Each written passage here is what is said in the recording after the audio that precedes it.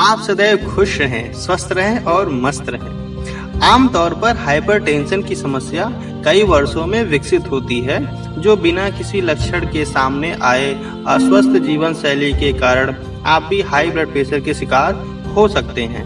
पहले बूढ़ों में होती थी, आजकल वयस्कों में आसानी से देखने को मिल जाती है। अगर आप हाइपरटेंशन यानी हाई ब्लड प्रेशर से ग्रस्त हैं, तो आपके ऊपर भी इसका खतरा मंडरा रहा है, तो बेहतर होगा आप इसे हल्के में लेना बंद कर दें, क्योंकि कई वजह से आपको और बीमारियां घेर सकती हैं।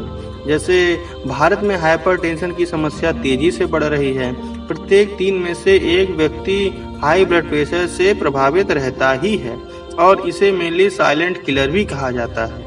और 2017 में विश्व में अग्रणी संस्था ने एक समय मिलकर ये निर्णय लिया कि हाइपरटेंशन की जांच के लिए ब्लड प्रेशर का लेवल 140 से 90 मिलीमीटर Hg तक होना चाहिए, जो कि बाद में 150 से 80 मिलीमीटर Hg कर दिया गया है।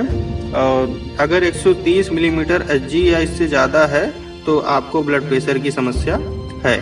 इस प्रभाव का यह परिणाम निकला कि हाई ब्लड प्रेशर से संबंधित रूप से 55 में से अधिक उम्र इस बदलाव का यह परिणाम निकला कि हाई ब्लड प्रेशर संबंधित रूप से 55 में से अधिक उम्र के 70 से 79% लोगों को प्रभावित कर सकता है। अगर आपका ब्लड प्रेशर लेवल 130 और 80 मिलीमीटर Hg के ऊपर पहुंच चुका है, तो आप हाइपरटेंशन की चपेट में आ सकते हैं। इसीलिए इसे ठीक करने के लिए डॉक्टर की सलाह ले लीजिए।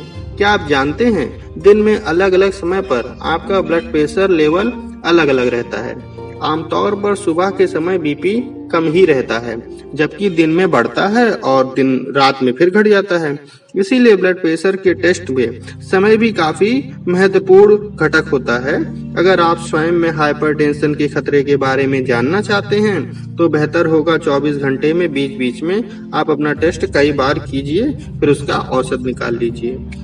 कुछ दवाओं के कारण आपका ब्लड प्रेशर बढ़ सकता है, जैसे अस्थमा हो गया, गर्भ निरोधक हो गया, या एस्ट्रोजन कंट्रोल करने वाली दवाइयां ब्लड प्रेशर के लेवल को बढ़ा देती हैं। और मेडिकल एंजाइटी, जैसे डॉक्टर के आसपास होने पर ब्लड प्रेशर का बढ़ जाना, स्लीप एपनिया, थायराइड संबंधी परेशानियों और कुछ दीर्घकालीन किडनी रोगों के कारण भी ब्लड प्रेशर में उतार चढ़ाव आ जाता है।